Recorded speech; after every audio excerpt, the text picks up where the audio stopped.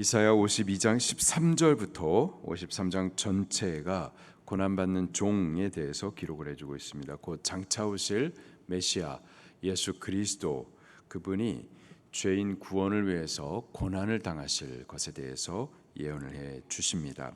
53장 1절에 이렇게 시작을 하고 있어요. 우리가 전한 것을 누가 믿었느냐. 그리스도가 죄인을 위해서 고난 당하시기까지 그렇게 구원을 이루십니다. 그러나 이 복음을 그리스도께서 다 이루시고 또 전해 주었어도 사람들이 믿으려 하지 않을 것이다 라고 예언을 하십니다. 또 1절 후반에 여호와의 팔이 누구에게 나타났느냐. 여호와의 팔이란 구원하신 하나님의 능력을 말하죠. 구원의 능력이 누구를 통해서 나타날지 질문을 던져보면서 메시아 곧 예수 그리스도에 대해서 소개를 해주고 있습니다. 그 메시아는 외모를 볼 때 볼품이 없는 분이다라고 소개를 하고 있어요. 2절입니다. 시작. 그는 주 앞에서 자라나기를 연한 순 같고 마른 땅에서 나온 뿌리 같아서 고운 모양도 없고 풍채도 없은즉 우리가 보기에 흠모할 만한 아름다운 것이 없도다. 연한 순 같을 것이다. 위대한 제국을 이루었었던 그 바벨론의 느부갓네살 왕, 또는 짧은 시간 안에 거대한 제국을 이루었었던 그 헬라의 알렉산더 대왕과 같이 아주 힘 있는 강한, 그렇게 나라들을 제압하는 정치 군사적인 리더, 그런 모습은 아니다라는 겁니다. 또 마른 땅에서 나온 뿌리 같아서 고운 모양도 없고 풍채도 없을 것이다. 좋은 피부, 잘생긴 이목구비, 혹은 큰 키, 넓은 어깨, 그래서 리더로 따를 만한 그 권위가 그의 모습 가운데서 드러나느냐? 그렇지 않을 것이다. 결론적으로 그리스도의 외모를 이렇게 말하고 있어요. 우리 보기에, 보통 사람들이 보기에, 일반적으로 보기에 흠모할 만한 아름다운 것이 없다. 그리스도의 외모는 볼품이 없을 것이다. 그렇게 예언을 해 주십니다. 예수님이 예언된 메시아 그리스도이시죠. 그는 연한 순 같으셨습니다. 그가 그리스도로 예루살렘에 입성하실 그때에도 흰 말을 타고서 그렇게 승리한 정복자의 모습이 아니었었죠. 새끼 나귀를 타고 오셨습니다. 사람들이 그를 정치 군사적인 메시아로 기대하면서 군사적인 힘을 발휘하여서 지금 로마가 유대 나라 이스라엘 민족을 다스리고 있는데 그 로마를 정복시키고, 그리고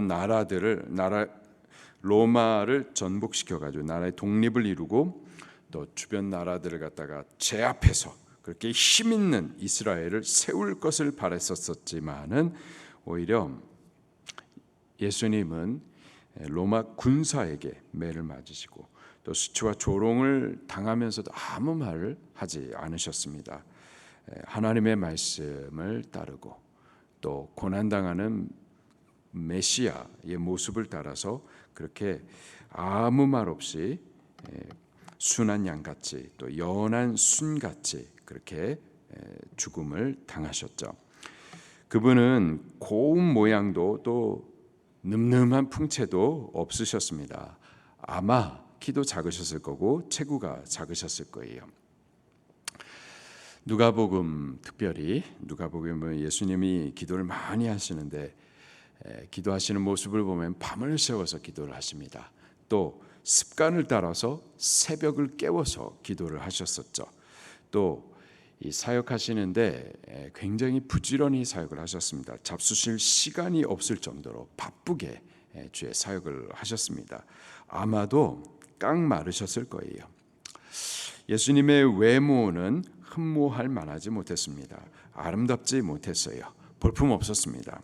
겉사람의 그 예수님의 그 겉모습만 보고서는 예수님을 만날 때 와, 정말 예수님 모습만 봐도 은혜로우시다, 그렇게 느끼지 못했을 겁니다. 사람들은 외모를 보죠. 외모를 보고서 사람을 추측하고 판단합니다. 마지막 사사였었던 사무엘도 그랬었어요. 그가 사울을 대신할 이스라엘 왕을 찾기 위해서 하나님의 감동을 이끌림을 받아서 이새의 집에 찾아가죠. 이새 아들들 한 사람 한 사람을 보면서 하나님의 택한 왕이 누굴까 찾았었습니다. 첫째 아들 엘리압을 보았었는데 그 엘리압을 보자마자 사무엘 속으로 혼자서 생각할 때 과연 하나님께서 기름 부음 받을 자를 여기 이새 집에 여기에 바로 두셨구나, 그렇게 생각을 했었습니다. 그렇게 생각했었던 이유는 엘리압의 외모를 보고서 판단을 했었던 거죠. 엘리압이 아마도 잘생기고 키도 크고 그래서 왕 같은 어떤 풍채가 있었던 것 같습니다. 그 외모를 보고서 이 사람이구나, 이가 하나님께서 이스라엘 왕으로 삼으실 자이구나, 저의 모습을 보니까 과연 왕 같은 풍채가 있구나, 그런 외모를 보았었던 거예요. 하나님께서 사무엘에게 이렇게 말씀하십니다. 사무엘상 16장 7절에 여호와께서 사무엘에게 이르시되 그의 용모와 키를 보지 말라, 내가 이미 그를 버렸노라. 내가 보는 것은 사람과 같지 아니하니 사람은 외모를 보거니와 나 여호와는 중심을 보느니라. 사람은 무엇을 본다고요? 외모를 보거니와 나 여호와는 무엇을 보신다고요? 중심을 보시느니라. 사람은 외모를 봅니다. 외모를 보고 이 사람이 이럴 것이다 추측을 하고 판단을 하죠. 평가도 합니다. 그러나 여호와는 사람이 보는 것과 같지 않으세요. 외모가 아니라 사람의 중심을 보신다, 분명히 말씀하십니다. 우리 겉사람에 보여지는 것들이 있습니다. 겉사람의 스펙, 실력, 외모가 아주 은혜롭게 생긴 외모도 있고 또 말도 잘하고 또 겉으로 보여지는 경건함의 모습들이 있고요, 의로움의 모습들도 있습니다. 겉으로 드러나는 열심과 열정들도 있어요. 그런 겉으로 드러나는 그런 것을 사람들이 보죠. 그러나 하나님은 겉으로 드러나는 외모가 아니라 그 사람 안에 그 중심에 무엇이 있는가, 그것을 찾으신다 말이죠. 중심에 과연 무엇이 있는지, 진실함과 정직이 있는지, 그 마음 깊은 곳에 다 헤쳐가지고 그 마음 정말 중심에 과연 하나님이 계시는지, 그를 경외하는지, 가장 귀한 분으로 가장 우선적인 순서로 하나님을 두고 계시는지, 그 중심을 보십니다. 우리의 외모는요 다 후패합니다. 젊음도 쉬 지나가고 아름다운 것도 시들어버리고 지혜와 총기도 어두워집니다. 시간이 지남에 따라, 이 시간이 유수와 같이 흐르는데 빠르게 날아가는데, 이 시간이 지남에 따라 흠모할 만한 아름다운 것이 남지 않습니다. 그러나 시간이 지나도요 변하지 않는 것이 있죠. 고린도후서 4장 16절에 보니까 그러므로 우리가 낙심하지 아니하노니 우리의 겉사람은 낡아지나 우리의 속사람은 날로 새로워지도다. 우리가 낙심하지 아니하노니 우리의 겉사람은 낡아지나 후패하나 우리의 속사람은 날로 새로워지도다. 그러니까 시간이 지나고 우리의 겉사람이 점점 낡아져요. 후패합니다.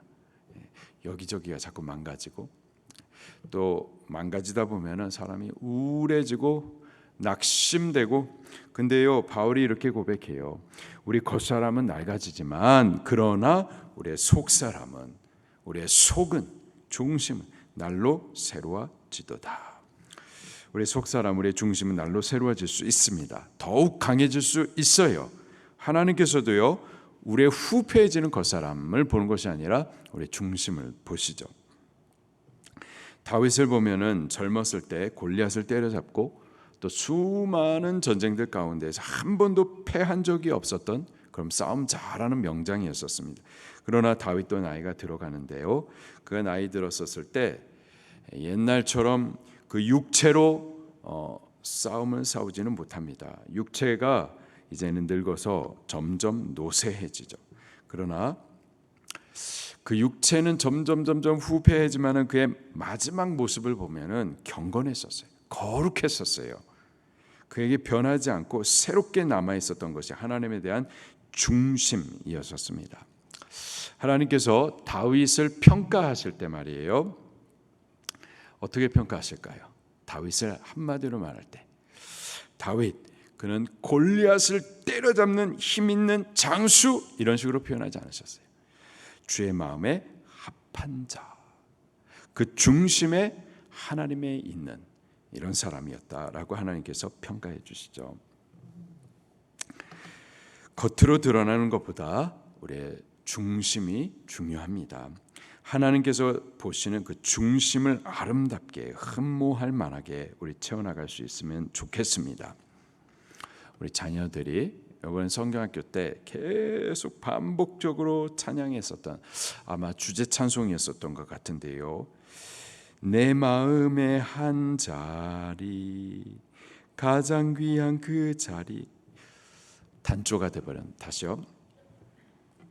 내 마음의 한 자리,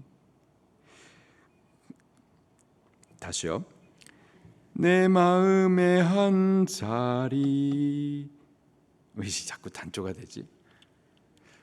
가장 귀한 그 자리, 그 자리에 주 오셔서 앉으셔서 주님만 나의 보배가 되십니다.